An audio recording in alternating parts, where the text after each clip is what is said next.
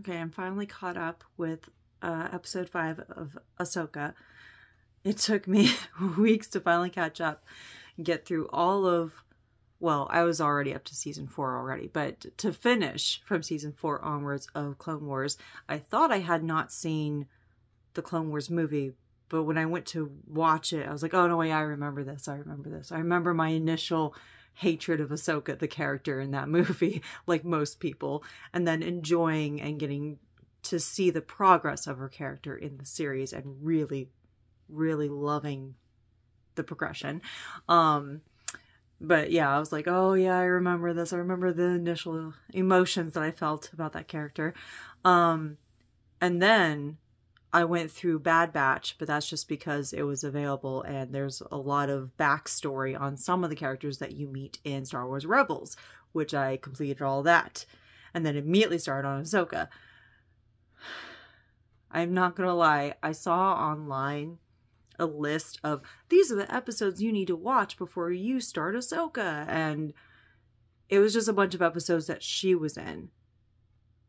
I can't begin to tell you as a reader, as an avid reader, and book nerd, that it is just so annoying to me skipping around a lot because you're not getting the full story. You're just getting bits and pieces, and it's really not going to make a lot of sense unless you consume all the backstory. Now, in some series, you get bits and pieces of the backstory throughout, a series, which is fine. But Clone Wars and Star Wars Rebels, those two series are literally in their entirety. And they give so much detail. So much. It's like, I was talking to one of my best friends and he's like, so how far are you? Like, how far did you get on Rebels? Because I was telling him like, oh yeah, I'm almost caught up. It's like, oh, how far are you? And I was like, I'm in season 4. And oh my God, so much detail. So much backstory, just a lot. And if you want to watch episodes 1 through 6, fine, okay, go ahead. And then you want to just go into, because Clone Wars gives a lot of context, a lot of backstory and detail going between like the start of Clone Wars, the episode 2, through to the end of episode 3, Revenge of the Sith. Like, there's a lot going on behind the scenes. Of course it was condensed. Of course it was like little pieces in the movie. So, we understand that Anakin was going to turn to the dark side. Like, we got that. We knew that because 4, 5, and 6 came out first. And then 1, 2, and 3 were made. The prequels were made. So we already knew like where he would end up, but the progression of his character, how did he get from this to this? And even though we could technically see bits and pieces in 2 and 3, like where that is, like the Emperor kind of grooming him for that, there's a lot more. Like, Clone Wars literally spans years, and it really gives credence to the fact that it wasn't just a lot of influence in a short amount of time. No, the Emperor was really working on him since he was a child. Like, since Senator Palpatine was kind of best buds with the Jedi Council. And, he got to interact with Anakin a lot since he was a child. So he had a lot of influence, even though no one really saw it before. But it's like there was a lot more progress. You see a lot of the progress in the Clone Wars, and it gives a lot of backstories to even the Mandalorian, to Book of Boba Fett. Like, it gives a lot of backstory into a lot of characters, crucial details on Mandalore and the fall of Mandalore. And there's also Star Wars Rebels. You have to, I've seen people like say online that they're like, oh, I don't know if I can get through Clone Wars. I'm like, fine, you're going to miss out on a lot, especially the Force stuff, especially like the Mortis gods. If you don't know, please look it up. But it's just, that's a big detail. Star Wars Rebels references a lot of stuff back to Clone Wars. So if you've seen all Clone Wars, you will understand all the references in Star Wars Rebels. Like, they will put those little pieces and you'll be like, oh my gosh, I remember that episode. Or, oh my gosh, I remember this character saying that. Oh my gosh, I remember that part. And there's so much. And I get it. It's like, was it? Clone Wars is like 7 seasons. Like, I get it. It's a lot of seasons, all right? It took me a while to get through it, but it's worth it because you understand, you have the bigger picture, but you understand all the details that make up the bigger picture. And then Star Wars Rebels, I can say confidently, whether you like it or not, that you have to watch all of Star Wars Rebels to even get bits and pieces of Ahsoka. Even within the first couple episodes, like, you're not going to understand the depth. You're not going to understand the significance, the really hard, heavy significance that even in the first couple episodes shows up. Unless you've watched all of Star Wars Rebels, and you really should watch all of Clone Wars before all of Star Wars Rebels. Because Ahsoka is kind of like some years after Star Wars Rebels ends. And it's just, and also Star Wars Rebels is a key component, one of the key components, one of the factions of the rebellion. Like, faction of the rebellion, it seemed like, it was really, you know, a good ploy in a way, is that even though in the beginning there were bits and pieces rising up here or there, and they weren't quite organized until a bit later, it's the fact that they kept it looking that way for so long, so the Empire didn't think that they were that organized. And there's a lot going on behind the scenes, and Star Wars Rebels really dives into that part of the rebellion, and they do interact with Leia. They do interact with her. They do interact with Obi-Wan, and they kind of see some backstory. And then Darth Maul. Darth Maul comes back, if you didn't know.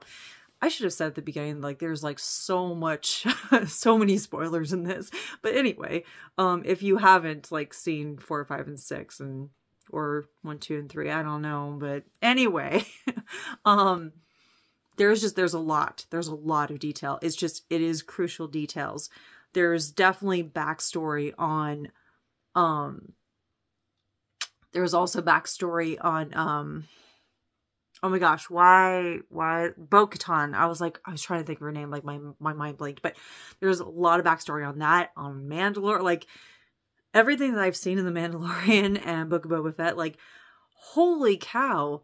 Because Fennec Shand comes into play in Bad Batch as well. Like, you see her kind of appear in that. And Hera, who is one of the biggest and main characters in Star Wars Rebels, and one of the best pilots of the rebellion, and she like makes an impact in the rebellion for sure. Like, you see Hera as a little girl in the Bad Batch, and you see a lot of backstory on the clones and the Bad Batch of the clones. Like, I was really excited. Like, after I completed Clone Wars, I was like, I can't wait to see what's in Bad Batch, because it's a lot. And it also has some backstory to what happens later when it comes to Palpatine and trying to do a clone of himself. There's a lot of backstory with that in Clone Wars and Bad Batch. Bad Batch especially. Like, that is some of the foundations of what they were trying to accomplish for him. Like, what you see with Rey and, you know, like, all of that, that's where it began. And you see a lot of, like, different characters come into play and start there. Clone Wars and Bad Batch. But Star Wars Rebels, you have to see before Ahsoka. Not just because of what I just talked about, but Thrawn. Like, people don't understand what a big deal it is, him coming back. Like, Ezra Bridger did everything to get rid of Thrawn for a reason. Thrawn is not the typical Empire, like, you know, lapdog or whatever. No. He is incredible. He is an incredible tactician. He's very strategic, and he's methodical too. He is like a genius at warfare, and he doesn't just go blazing in, and he doesn't exactly follow the rule. I mean, he like kind of stays within the lines of the Empire's guidelines, but not really. Like, he does so in such a way that he has results. He gets results.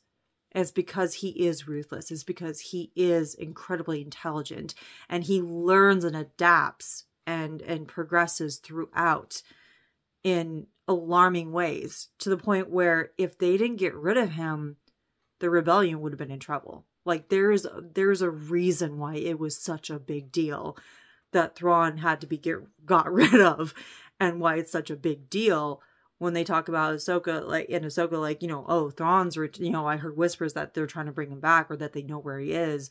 Like, he was declared dead, but they think he's alive. They believe he is. There's a reason it is such a big deal. But you're not going to understand the significance unless you watch all of Star Wars Rebels. And I mean all of it. Don't skip anything. I would posit to say you should watch all of Clone Wars as well. And Bad Batch definitely has a lot of backstory, again, on what you're talking about, like the sequels, like 7, 8, 9. Like, this is like the foundation. This is like the bare bones, like the roots. Like, this is where you start. But it's just, like, I'm so glad I'm the type of person where I can't just skip around. I have to actually know the whole if the backstory is available to me, I have to watch all of it. I can't just skip around episodes because this character happens to be in this or that episode. No, you're not getting the full picture. You're not understanding the significance, the weight of it. And it's not going to mean as much either. And finishing the most recent episode of Ahsoka, The World Between Worlds, was featured in Star Wars Rebels towards the end. And it was a big deal what Ezra and Ahsoka did there. And what I'm seeing in that episode with her and Anakin, I'm just like, holy cow. I saw an FB post like not too long ago where someone was explaining it, just like, I didn't know how to put it into words. The way they explain it on there is basically like, this is Anakin. This isn't just some ghost or whatever. This isn't, the world between worlds is literally like all time and space happening all at once. Anytime, like from past, present, and future, it can converge all there at once. There is no middle ground. There is no buffer. This is Anakin. Everything, the light and dark, everything that he ever was and could be. And that he has finally accomplished being the chosen one. He's finally found that balance between the light and dark. So it's a big deal, him showing up with that final lesson for her, for Ahsoka. And it's such a big deal that he's the one there with her. And you're not going to understand the significance of that, the fight, the weight behind every look and every move that they make. You're not going to understand that unless you have gone through all of Clone Wars, because there's so much backstory. So much in the Clone Wars, not just from the clones themselves. Like, there's a lot going on, because there's a lot going on with the senators, with the Senate. There's a lot going on with all these worlds. Clone Wars sets up like how certain planets, how certain things end up being in 4, 5, and 6. Their origin story is in Clone Wars. Like, everything there, like, holy cow. And Clone Wars is very important when it comes to Yoda too. The progression of his character and the Jedi Council, and the things that, you know, the hubris they had, and the arrogance they had. Obi-Wan as well. Like, that was just a huge, like, monumental upgrade. Like, just the way that they progressed. It's just, I don't know how else to explain it, but it's so important. If you want to understand, everything is connected, okay? But if you want to understand why it's so significant, the things I just said in Ahsoka, like Clone Wars, and I would say Bad Batch. Bad Batch is not like required, but I would say that you really should watch it. It's amazing. But definitely Clone Wars and Star Wars Rebels, like, you have to, like, otherwise it's with Ahsoka. It's just, oh my gosh.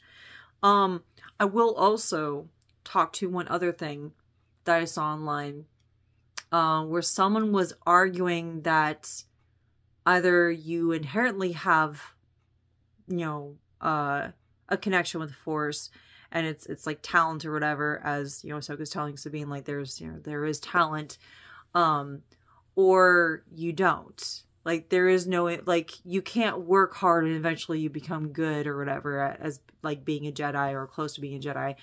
And I was irritated with their take on it. Like, I didn't say anything on this post because it was just, I think I would have botched it and made people angry at me. But this is my opinion, is I don't think it can be one or the other. I think you could have both, as far as they say that the Force is in all living things. They're just people who are more open to it and do have a talent. There are people who do have talents, like, intellect, that are readily available to them.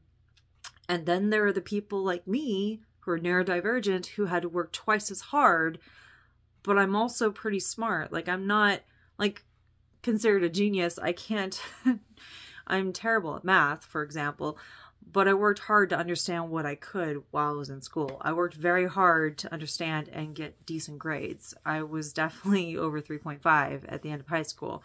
I probably could have gotten higher if I worked way harder than I did, but I was like, no, I still want to be a kid, kind of. But it's like, and I know there are people who have, higher GPAs or measure things in a higher way, but it's like, I worked hard and I did pretty well.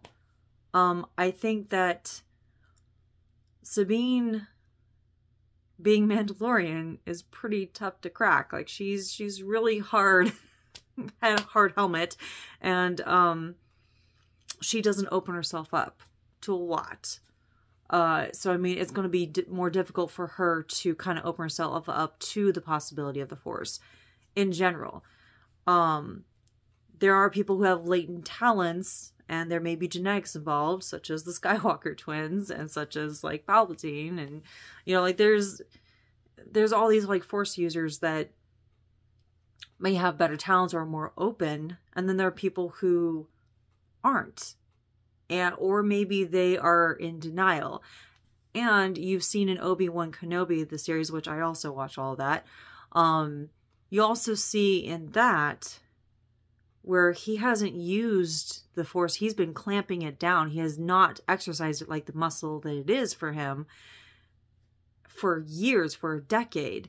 So he's rusty in that series. He has to kind of work at bringing it back. So there are probably people who have been clamping down and trying not to even acknowledge that they may have access to the Force. And therefore, they wouldn't tap into it, because you need to exercise it like a muscle if you're open to it. And I think that's where it is when it comes to Sabine. But the argument that someone was trying to make online is like, okay, either they have it or they don't. You can't just try hard and eventually get it. And I'm just like, you can study really hard and do really well in something, even if you don't have a natural talent for it. In this case, the Force is a bit more vague. It's a bit more, there's a lot that we don't understand. But of course, if you watch Clone Wars, and especially when it comes to the Mortis gods, like and especially when it comes to the episodes of Yoda and finding out how to speak to those who have gone beyond the dead, like Qui-Gon, and teaching Obi-Wan how to contact, like, what was it? It was at the end of Revenge of the Sith, wasn't it? Yeah, it was the end of that where he's telling Obi-Wan, wasn't it? I want to say so, yeah. He's telling Obi-Wan, like, I can teach you how to contact your old master, Qui-Gon. In Clone Wars, Yoda figures out how to do that. He goes through immense trials to find out how to do that. But it's like, the Force isn't one way or the other. It's literally just this big thing that is still not quite understood by everyone. But it just it irritated me that there's this person out there who is saying that it's either this or it's this. You can't have both ways. Yeah, you can, actually. I mean, the world between worlds is definitely everything all at once. So don't tell me that it can't be both ways. Don't tell me that you're going to limit it in your brain like this. I can't. I can't even with people who do that, because that's limiting everything to do with Star Wars. It's frustrating to me to hear that kind of argument, that it has to be this way, it has to be that way. No, it doesn't. Okay. Possibilities are endless. So that's just getting that out there, venting about that. But yeah, no, I finally caught up with all the Star Wars stuff.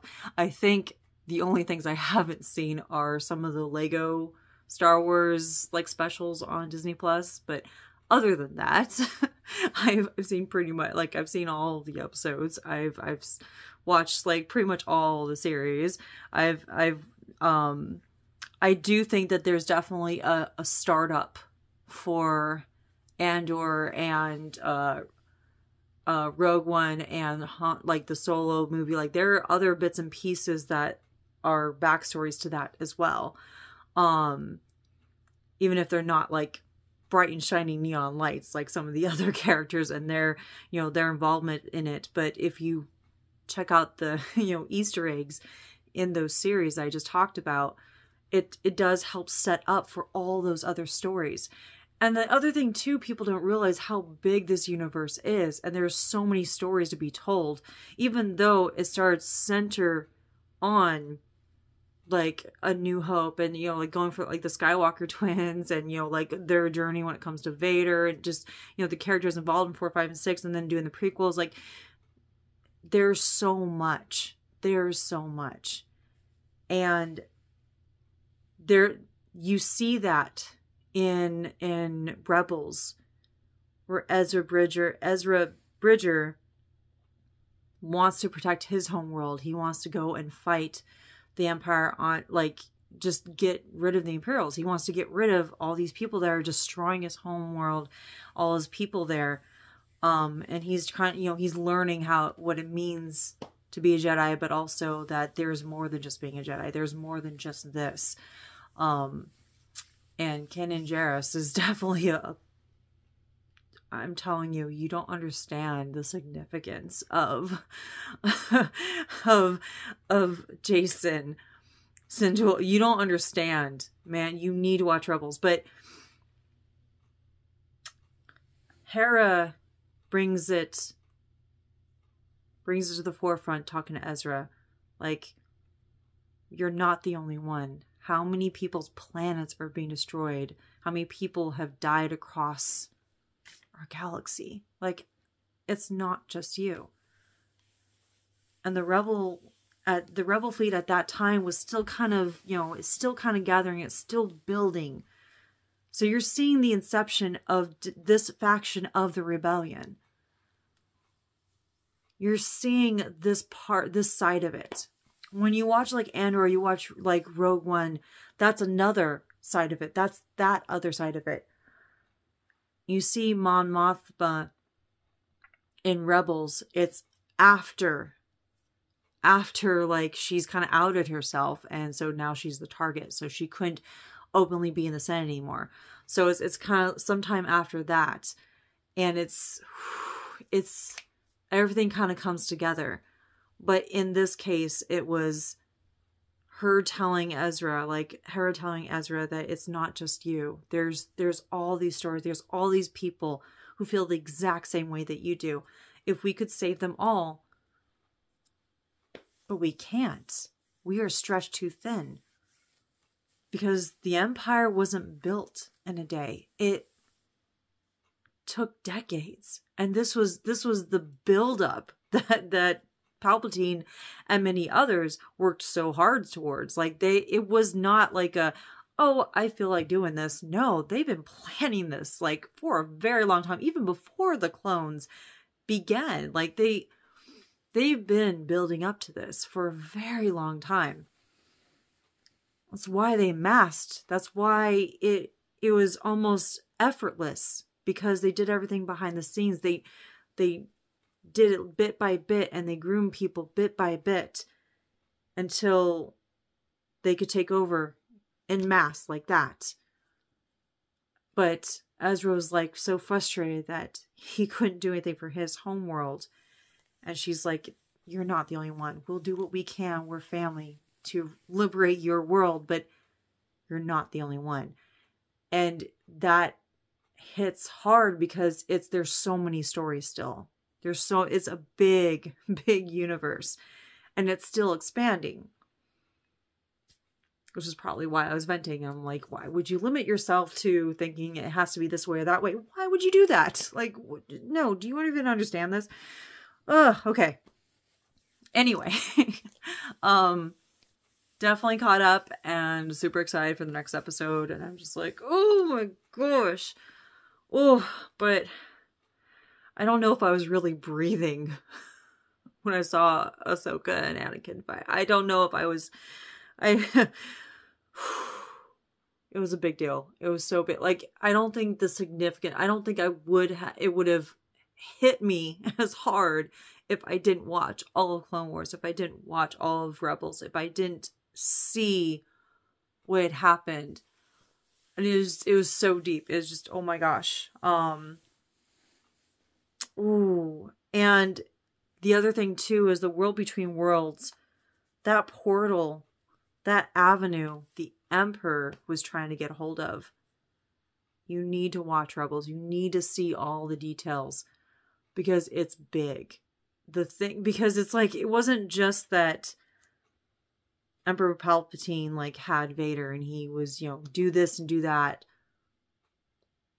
There's a lot of other stuff going behind the scenes, and that was one of them. Where Ahsoka goes and meets Anakin, that was a big deal. That was a huge deal. So, seeing her go there again, I was like, oh my God. Okay. I know she's like not technically dead because the story progresses past this point. I know it does. But still. It was so epic. It was just, I can't even, I'm trying to put words to this, but this feeling I can't. It's so huge. It is so big. It's like, this is the culmination of everything that my emotions, my soul went through watching all of this, seeing everything that had happened before. It is culminated to this moment. This is the perfection in the balance of force, like the perfect balance of force. It's perfection. I was not left wanting. I'm probably gonna go rewatch it, but it was amazing. I loved it so much. So I'm still the person who loves like Star Wars and Star Trek and Doctor Who. Like, I'm still the person who loves all that stuff. And I'm not very critical of it. I get very irritated whenever there's someone's like, I'm a fan, I'm a real fan, and this is... No. Shut up. Go away. I don't want to deal with your negativity. I don't want to deal with your... No. Why is everything so Why is everything so... Shut up. Go away. No. Like, I got irritated too. Someone was talking about, I think it was Andor, or it was like, people were complaining about security in this universe. Like, why is security so lacking if you got this type of technology? I'm like, because technology is infallible, right? Right? No, not at all. It's not infallible. But it's just like, there are people acting like they're so advanced, if this universe is so advanced. I'm like, oh my God, really?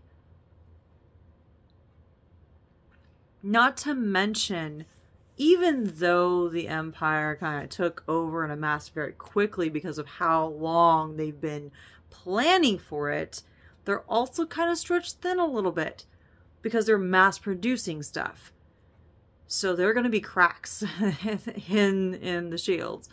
If you watch Rebels, if you watch Bad Batch, you see the degradation too of the armor. So the Stormtrooper armor, like, that is just horrible armor compared to the clones' armor. Like, you see evidence of it, especially in Rebels, but you see, like, they're mass producing stuff. They don't care about the quality of some stuff because everyone is a pawn to be used. Everyone is disposable. So they're not going to care about actually preserving people's lives. They don't care about that part. They're mass producing a lot. If you're mass producing and if you're on large scale, you're not going to notice the little details sometimes. A lot of the time. So security is not going to be as tight as you think. Now, security was difficult in Rebels. Very difficult for the fledgling rebellion as they're building, because there were codes that you had to use and passwords and stuff, so it's like to infiltrate the enemy was pretty difficult. It was really hard to pull off for a lot of people, for good reason. But there are other bits and pieces, little chinks in the armor that they can expose. Which is probably why it was really smart to keep all these different factions of the rebellion seemingly random and not like it's put together. Because that means they can build over time too.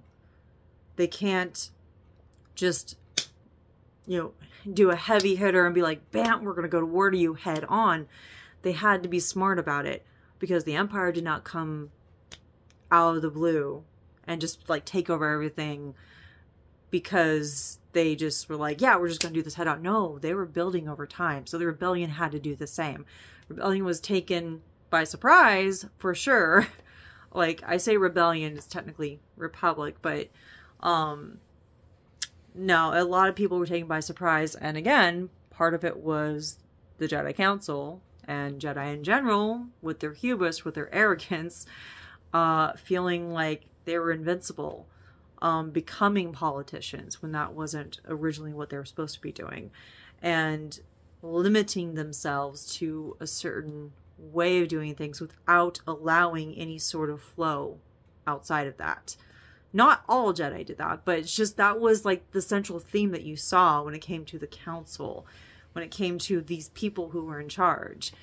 And you see a lot of Anakin rebelling against that and thinking, no, this is wrong. And his teachings kind of bled into Ahsoka in that mindset is, the way that this is happening is not okay.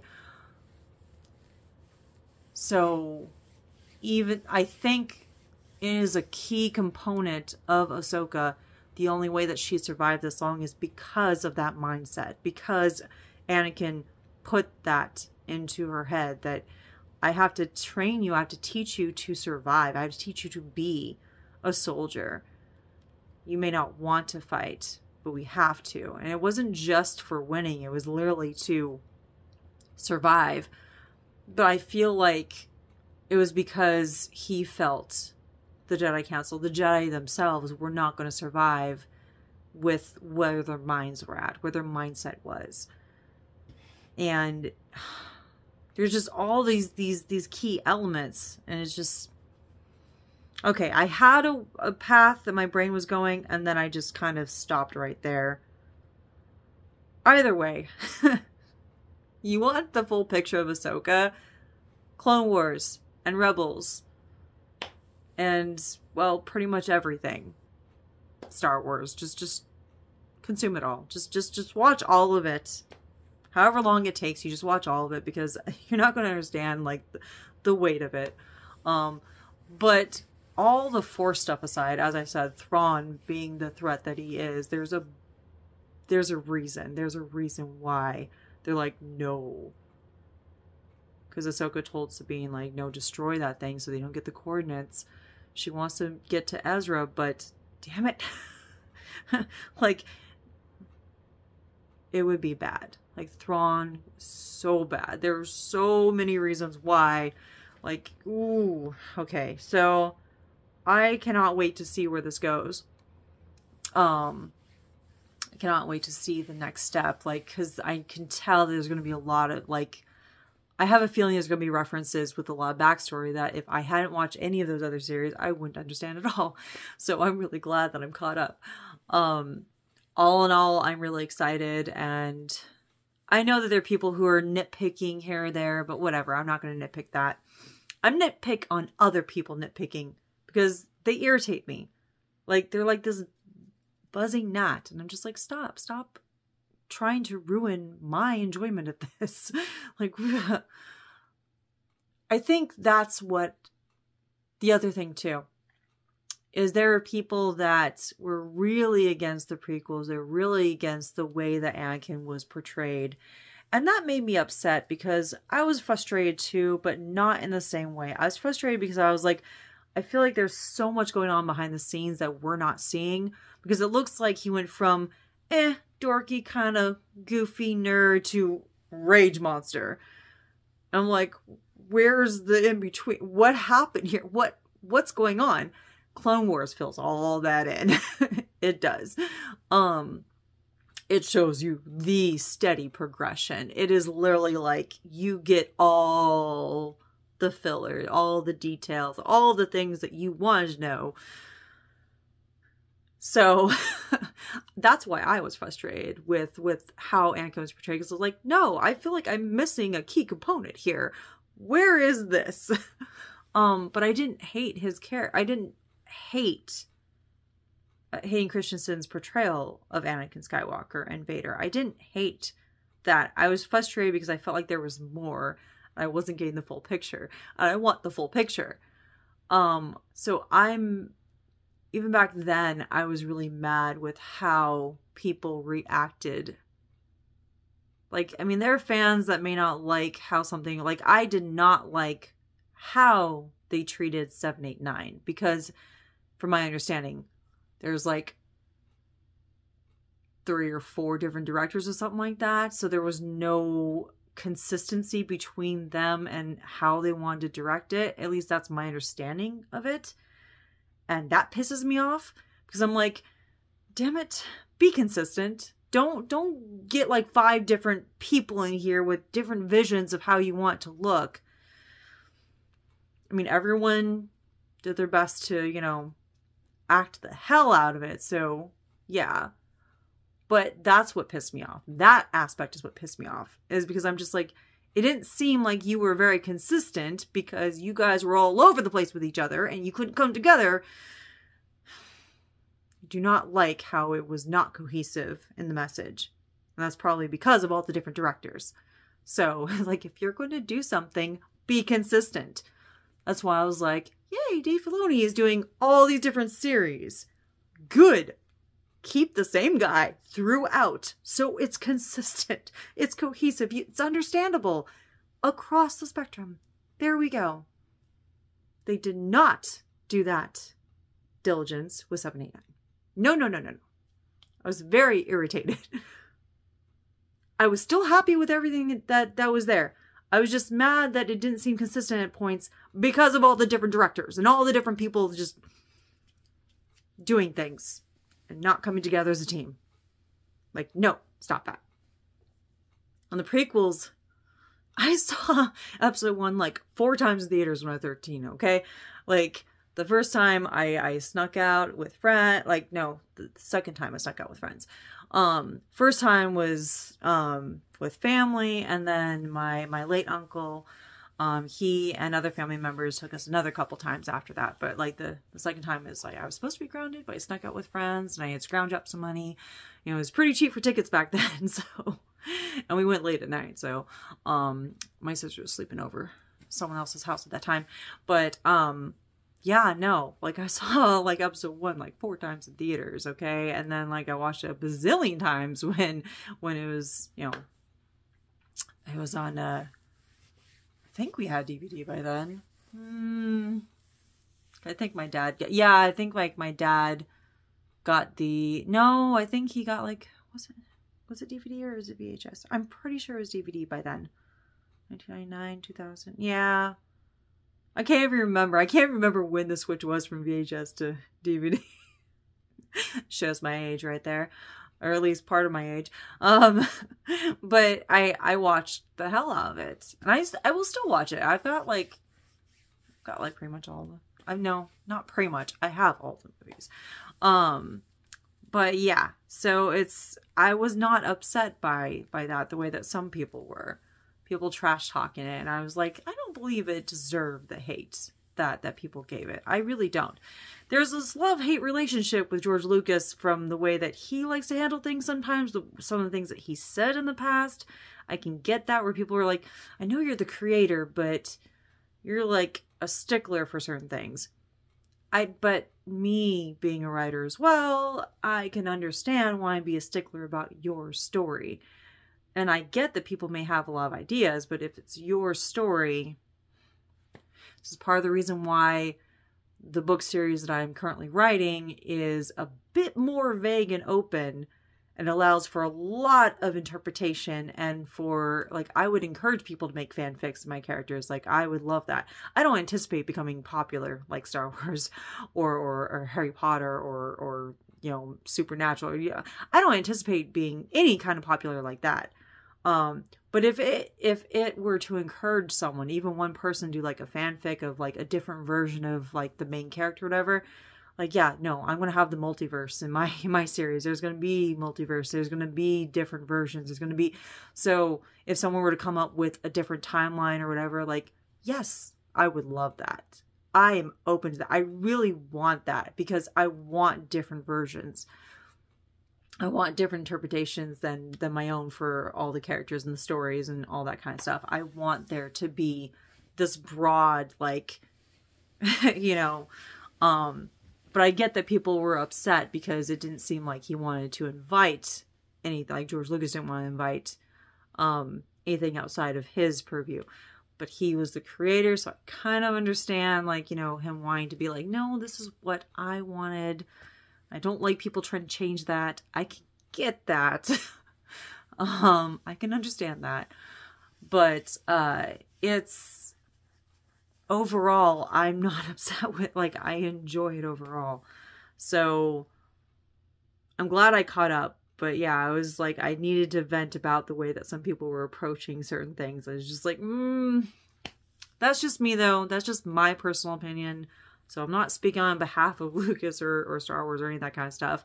But I am excited to see what else is going to pop up with Ahsoka and, you know, future projects, because I know there's going to be future projects. I know there's going to be a lot. Now I haven't watched the Resistance one, the Star Wars Resistance stuff. Like, any of that stuff I haven't watched yet. I was trying to catch up with all the Old Republic getting into, you know, New Republic. I was trying to catch up with all that backstory. I finally have. So maybe I can do that while I wait for the next episode. Or I can dive back into another K-drama, because I have been consuming that like crazy. Tons of K-drama for the past like 6 months. Like, I have a long list, actually. I've added like another one that I'm in the middle of watching, because they're doing one episode a week, which I'm very frustrated with, because I've gotten so used to a whole series just being dropped. Like, boom, here's like 20 something episodes. Here's like, you know, 18 something episodes of this K-drama. I don't remember any of them being only 18, but anyway, I was so used to it, just, you know, I was able to consume it in like boom, boom, boom. No, I have to wait for the episode every week, like normal TV. I don't like that. I don't like it at all. But in the meantime, that's what I might do, is catch up on Resistance. Okay, I've said my piece on this. I'll put on the little description, hey, by the way, all the spoilers, even though I don't talk about everything involved in each series. But I mean, I do put a lot of spoilers in there. I think some of them you should be able to know already, like the whole Anakin and Vader thing. Like, if not, you're living under a rock, because that's been known. That has been known for a while, since before I was born. So not much, you know, longer than before I was born, but still. Either way, I love it. I am enjoying Ahsoka, and yeah, having all the backstory, it has deeper meaning for me. It means a lot more. It is more intense.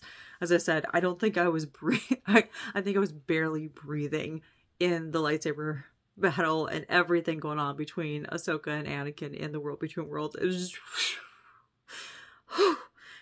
was a lot. Worth it, but it was a lot. So, all right. Whenever I can talk to you, I'll talk to you, because a lot has been going on. I'm not going to go into all of it, but there was crisis, and then it was barely averted, and then another crisis, and then stuff, life, things, blah. So this has been helping me get through, is consuming this media, because it's just been all the things. Blah. So anyway, talk to you later. Bye.